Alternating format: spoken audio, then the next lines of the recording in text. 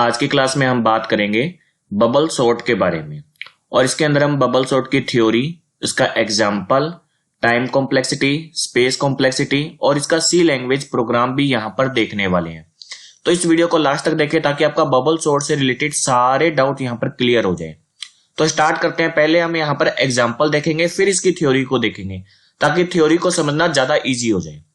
तो यहाँ पर देखिए मैंने एक एरे लिया हुआ है और एरे का जो साइज है वो मैंने कितना लिया है, 5 लिया है सबसे पहले। तो अब यहाँ पर देखने वाली बात है कि ये सारा का सारा जो डेटा है वो डिसेंडिंग ऑर्डर में पड़ा है। डिसेंडिंग ऑर्डर मतलब घटते हुए क्रम में पड़ा हुआ है। बबल सॉर्ट का मैंने ये एग्जांपल डिसेंडिंग ऑर्डर वाला क्यों लिया है, क्योंकि बबल सॉर्ट की जब टाइम कॉम्प्लेक्सिटी हम निकालते हैं तब यहाँ पर 3 केस आते हैं। एक आता है बेस्ट केस, एक आता है हमारे पास में एवरेज केस और एक आता है वर्स्ट केस। 3 केस आते हैं। तो मैं आपको टाइम कॉम्प्लेक्सिटी वर्स्ट केस अच्छे से समझ में आ जाए इसलिए मैंने जो एग्जांपल लिया है वो डिसेंडिंग ऑर्डर का लिया है। डिसेंडिंग ऑर्डर के जो अगर एरे होता है तब हमारा जो बबल सॉर्ट होता है वो वर्स्ट केस में काम करता है। मतलब सबसे ज्यादा उसको क्या करनी पड़ेगी, आप कह सकते हो सॉर्टिंग करनी पड़ेगी, मतलब स्वैपिंग करनी पड़ेगी, कंपैरिजन करने पड़ेंगे। तो यहाँ पर बबल सॉर्ट का एग्जांपल है। हम इसे क्या बनाना चाहते हैं, असेंडिंग ऑर्डर बनाना चाहते हैं, मतलब बढ़ता हुआ क्रम बनाना चाहते हैं। असेंडिंग ऑर्डर बनाना है मतलब सबसे पहले 16 आएगा, फिर 32 आएगा, इस तरीके से हमने लेकर आना है। तो बबल सॉर्ट में होता क्या है, स्टार्ट करते हैं। सबसे पहले कंपैरिजन होगा एडजेसेंट फर्स्ट 2 एलिमेंट्स के बीच में, मतलब इन दोनों के बीच में क्या होगा, कंपैरिजन होगा। तो देखिए कैसे होगा। फर्स्ट पास की बात करते हैं। फर्स्ट पास मतलब इसमें अलग अलग पास में बात करेंगे, फर्स्ट स्टेप की बात कर रहे हैं, फर्स्ट पास की बात कर रहे हैं। तो कंपैरिजन इन दोनों में करवाइए, किसमें, 72 और 67 में। जब इन दोनों में कंपैरिजन होगा तो देखिए कि जो सेकंड एलिमेंट है वो क्या है, छोटा है फर्स्ट एलिमेंट से।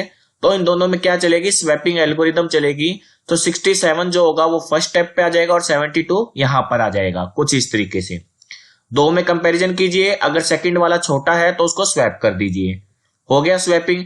अब कंपैरिजन किन के बीच में होगी, अब इन दो के बीच में, सेकंड और थर्ड के बीच में होगी कंपैरिजन, 72 और 53 के बीच में। अगेन देखिए जो सेकंड वाला है वो क्या है, छोटा है। अगर छोटा है तो क्या होगा, स्वैपिंग होगी। तो पहले क्या होता है, कंपैरिजन होता है एडजेसेंट एलिमेंट के साथ में और फिर क्या होती है, स्वैपिंग होती है। तो 53 यहां पर आ जाएगा और 72 इधर चला जाएगा, 72 आ गया। अब अगेन इन दोनों के बीच में कंपैरिजन होगा 72 और 32 के बीच में। और 32 मतलब सेकंड एलिमेंट क्या है, अगेन छोटा है, तो वापस से क्या होगा, स्वैपिंग होगा। क्योंकि मैं आपको पहले कह चुका हूं, मैं वर्स्ट केस एग्जांपल लेके चल रहा हूं जिसके अंदर हर स्टेप के अंदर क्या होगा, स्वैपिंग भी होगी और कंपैरिजन तो होगा ही होगा। क्योंकि हम वर्स्ट केस एग्जांपल के साथ में ज्यादा अच्छे से बबल सॉर्ट को समझ पाएंगे। आपको ये दूसरे एग्जांपल के साथ भी इसको देख सकते हैं। तो इनमें कंपैरिजन हुआ और 32 इधर आ गया, 72 इधर चला गया। अब कंपैरिजन किसके बीच में होगा, 72 और 16 के बीच में कंपैरिजन होगा। 16 अगेन छोटा है तो कंपैरिजन में क्या हो जाएगा, 16 इधर आ जाएगा, 72 इधर। अब देखने वाली बात क्या है, जब फर्स्ट पास कंप्लीट होता है या फर्स्ट स्टेप जब हमारा कंप्लीट होता है, जो हमारा लार्जेस्ट एलिमेंट है या सबसे बड़ा एलिमेंट है वो कहां पर चला जाता है, एकदम लास्ट में चला जाता है। मतलब वो एकदम सही पोजीशन पे पहुंच गया। जब फर्स्ट पास कंप्लीट हुआ तो हमारा सबसे बड़ा एलिमेंट अपनी सही पोजीशन पे पहुंच चुका है, ये हमने समझा। और दूसरी बात क्या समझ में आई, नोट करने वाली बात है कि हमने टोटल कितनी बार कंपैरिजन किया। आप येलो सिंबल देख लीजिए, कितनी बार हमने कंपैरिजन किया है भाई, टोटल 4 टाइम्स कंपैरिजन किया है। स्वैपिंग कितनी बार करी है, तो टोटल 4 टाइम ही हमने स्वैपिंग की है। तो भाई जब फर्स्ट पास कंप्लीट होता है, अगर हमारा एरे का साइज, यहां पर नोटिस करने वाली बात है कि भाई एरे का जो हमारा साइज है वो कितना है, एरे का साइज हमारा 5 है। इस चीज को याद रखना क्योंकि जब मैं टाइम कॉम्प्लेक्सिटी निकालूंगा इसी एग्जांपल के लिए तो आपको थोड़ा इजी हो जाएगा समझना कि भाई एरे का साइज अगर 5 है तो फर्स्ट पास के अंदर कंपैरिजन कितना हुआ, 5 - 1, मतलब n-1 कंपैरिजन होते हैं और n-1 ही क्या होते हैं, स्वैप होते हैं। इतनी बात आपको कंप्लीट समझ आ गई होगी। अब सेकंड पास या सेकंड स्टेप की तरफ चलते हैं अपने। ये हमें फर्स्ट पास से मिल गया था 67, 53, 32, 16 और 72 हमारा लास्ट पोजीशन पे आ चुका था। अब हमारा जो कंपैरिजन रहता है वो फर्स्ट 4 एलिमेंट्स के बीच में रहता है। 72 अपनी सही पोजीशन पे पड़ा, अब इसके साथ में कुछ भी नहीं करना। ये सारी चीजें ही मैं आपको थ्योरी में पढ़ाने वाला हूं। तो पहले आप यहां पर अच्छे से एग्जांपल को देख लीजिए ताकि थ्योरी समझना बहुत ही इजी हो जाएगा आपके लिए। 67 और 53 में कंपैरिजन कर दीजिए। अगेन देखिए सेकंड एलिमेंट क्या है हमारे पास में, स्मॉलर है, तो दोनों में क्या होगा, स्वैपिंग होगी। 53 फर्स्ट पोजीशन पे आ जाएगा, 67 सेकंड पोजीशन पे चला जाएगा, कुछ इस तरीके से। अब कंपैरिजन किसके बीच में होगा, 67 और 32 के बीच में होगा। अगेन क्या होगी, स्वैपिंग होगी, 32 इधर आ जाएगा, 67 इधर चला जाएगा। अब कंपैरिजन किसके बीच में होगा, 67 और 16 के बीच में होगा, और 16 इधर और 67 इधर। तो देखिए जैसे ही सेकंड पास कंप्लीट हुआ तो हमारा जो नेक्स्ट लार्जेस्ट एलिमेंट था वो अपनी करेक्ट पोजीशन पे पहुंच चुका है, 67 अपनी करेक्ट पोजीशन पे पहुंच चुका है। तो सेकंड पास के अंदर अगर हम कंपैरिजन की बात करें तो भाई कितने कंपैरिजन हुए, 3 कंपैरिजन हुए सेकंड पास में, क्योंकि एरे का जो साइज है हमारे पास में अगेन कितना था, 5 था। एरे का साइज तो 5 ही था, तो हमारे पास में जो कंपैरिजन हुआ है वो कितना हुआ है, 5 माइनस 2 हुआ है। मतलब आप ऐसे बोल सकते हो n-2 हुआ है। अगर फर्स्ट पास की बात हो रही है तो n-1 कंपैरिजन होंगे, सेकंड पास की बात हो रही है तो n-2। 5-2 मतलब 3 कंपैरिजन हुआ है और 3 ही बार क्या हुई है, स्वैपिंग हुई है। तो n-2 टाइम्स कंपैरिजन और n-2 टाइम्स क्या होगी, स्वैपिंग होगी सेकंड पास में। इतनी बात क्लियर है, इस चीज को ध्यान में रखना, अपने टाइम कॉम्प्लेक्सिटी में अभी डिस्कस करेंगे। थर्ड पास पे चलते हैं। अब हमारे पास में 2 एलिमेंट सही पोजीशन पे आ चुके हैं, 3 एलिमेंट के बीच में कंपैरिजन करना है हमने थर्ड पास के अंदर। सबसे पहले 53 और 32 के बीच में कंपैरिजन होगा। 32 हमारा स्मॉलर है 53 से, तो क्या होगा, स्वैपिंग होगी। 32 यहां पर आ गया और 53 यहां पहुंच गया। अब उसके बाद में किसके बीच में कंपैरिजन होगा, 53 और 16 के बीच में होगा। और अगेन 16 जो है स्मॉलर है 53 से, तो 16 और 53 में स्वैपिंग होगी और 53 अपनी करेक्ट पोजीशन पे पहुंच चुका है। तो थर्ड पास में अगर हम बात करें, जैसे कि अभी तक हमने देखा कि सेकंड पास में n-2 कंपैरिजन हुए, तो थर्ड पास में कितना होगा, n-3 मतलब 5-3। टोटल कितने कंपैरिजन हुए, 2 कंपैरिजन एंड 2 स्वैपिंग हमारे पास देखने को मिलती है। तो ये हमारे पास में ध्यान रखना है कि अगर थर्ड पास है तो n-3, सेकंड पास है तो n-2 और फर्स्ट पास है तो n-1 कंपैरिजन और स्वैप देखने को मिलते हैं। आगे बात करते हैं, क्योंकि अभी तक हमारी ये 2 एलिमेंट्स है जो कि करेक्ट पोजीशन पे नहीं आए हैं, तो हमें फोर्थ पास की तरफ भी जाना पड़ेगा। तो फोर्थ पास पे चलते हैं। कंपैरिजन किन किन के बीच में होगा, 32 और 16 के बीच में कंपैरिजन होगा।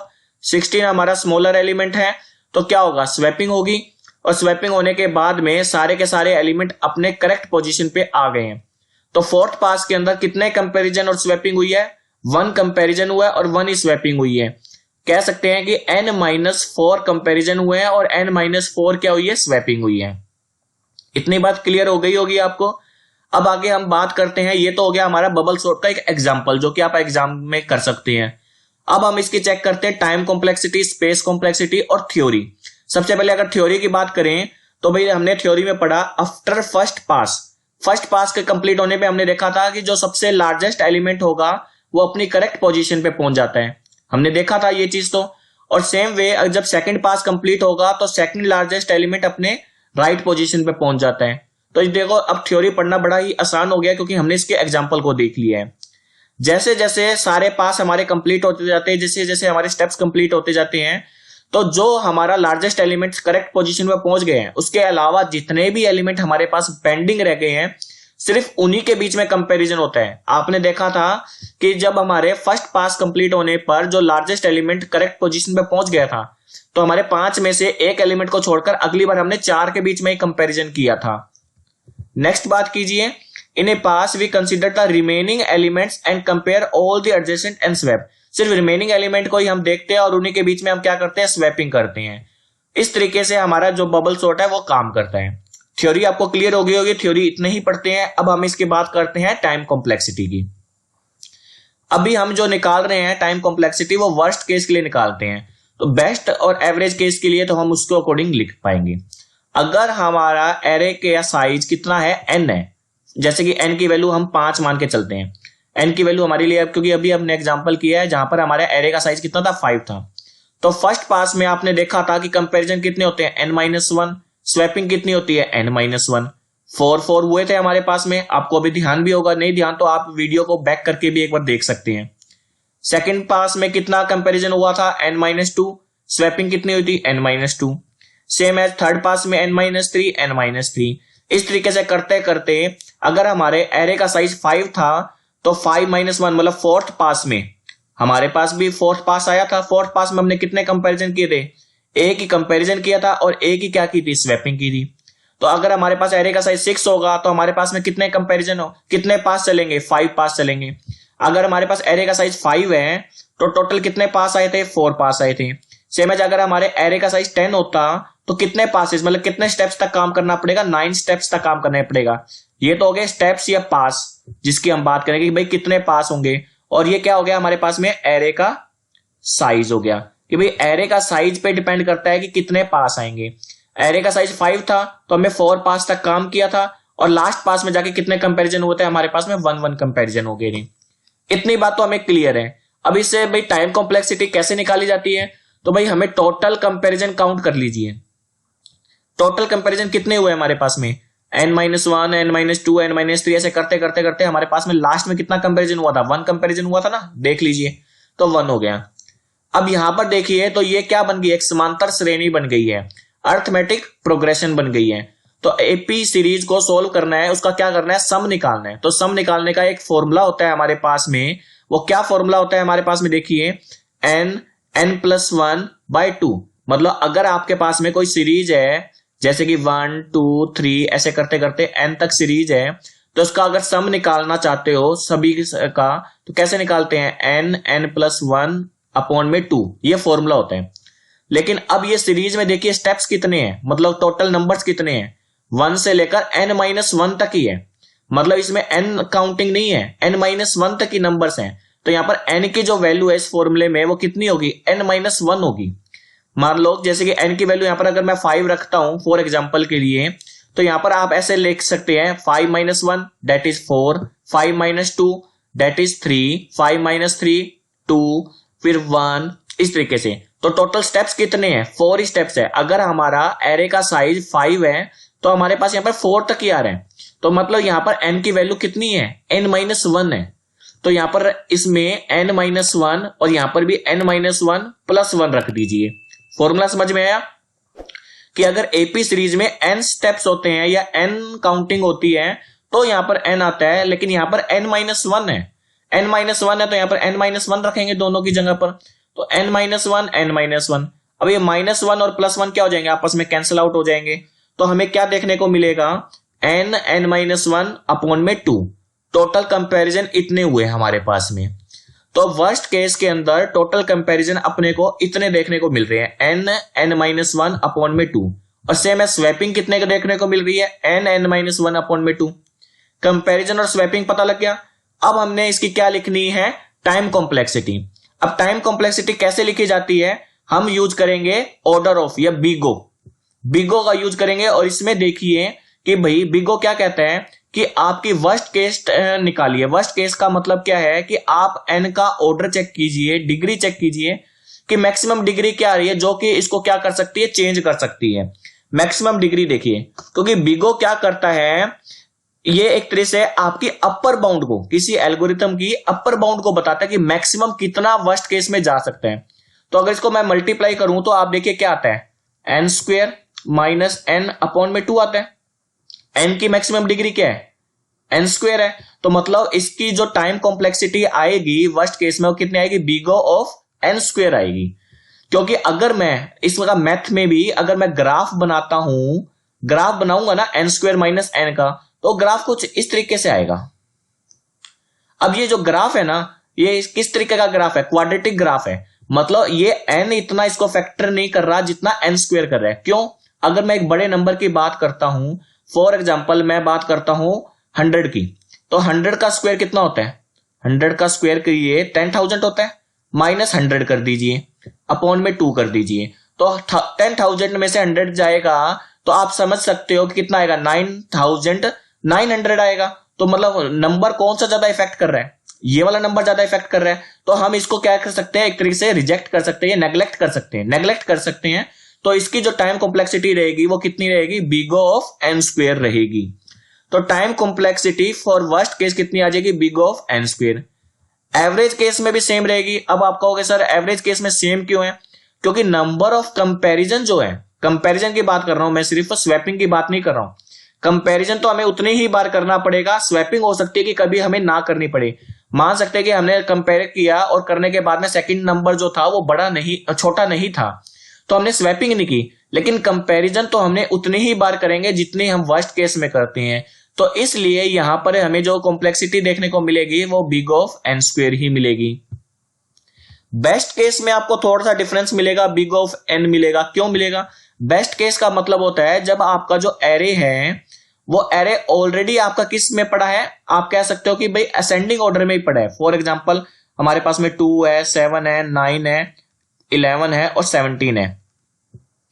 ये ऑलरेडी क्या पड़ा है हमारे पास में, असेंडिंग ऑर्डर में ही पड़ा है। तो अब इस केस में आप चेक कीजिए, पहले कंपैरिजन होगा 2 और 7 के बीच में, कंपैरिजन हुआ, सेकंड एलिमेंट स्मॉलर नहीं है तो कोई स्वैपिंग नहीं होगी, पहले एक कंपैरिजन हुआ नो स्वैपिंग के साथ में, फिर इनमें कंपैरिजन होगा, अगेन नो स्वैपिंग होगी, फिर इनमें कंपैरिजन होगा, अगेन नो स्वैपिंग होगी, इनमें कंपैरिजन होगा, अगेन नो स्वैपिंग होगी। तो अगर साइज कितना है, साइज हमारा अगर 5 का है तो हमारे पास में जो कंपैरिजन होंगे वो कितने कंपैरिजन आपको देखने को मिल रहे हैं, आप देखिए 1 2 3 4, तो n-1 मतलब 5 - 1 इक्वल टू 4 कंपैरिजन मिल रहे हैं। तो मतलब यहां पर n-1 कंपैरिजन हो रहे हैं। तो n-1 अगर कंपैरिजन हो रही है किस केस में, बेस्ट केस में, तो इसकी जो टाइम कॉम्प्लेक्सिटी आएगी वो कितनी आएगी, बिग ऑफ n आ जाएगी हमारे पास में। ठीक है, हम जो कांस्टेंट होता है या क्या अदर नंबर होते हैं उसको हम क्या कर देते हैं, स्किप कर देते हैं यहां पर। अब बात करते हैं स्पेस कॉम्प्लेक्सिटी की। भाई देखो, जब हम कंपैरिजन कर रहे हैं और अगर स्मॉलर नंबर मिलता है तो हम क्या करते हैं, स्वैपिंग करते हैं। तो स्वैपिंग करने के लिए एक कांस्टेंट अमाउंट ऑफ स्पेस की हमें रिक्वायरमेंट रहती है कि इतना ही हमें क्या चाहिए, स्पेस चाहिए, चाहे तो वो बेस्ट केस हो, चाहे एवरेज केस हो, चाहे वर्स्ट केस हो, हमें एक फिक्स अमाउंट ऑफ स्पेस चाहिए, इतना स्पेस हमें मिल जाए। क्योंकि जब हम स्वैपिंग करेंगे तो हमें क्या करना होता है, स्वैपिंग के लिए एक एक्स्ट्रा एलिमेंट लेके चलना पड़ता है, एक्स्ट्रा वेरिएबल लेके चलना पड़ता है, अभी मैं सी प्रोग्राम में दिखाऊंगा।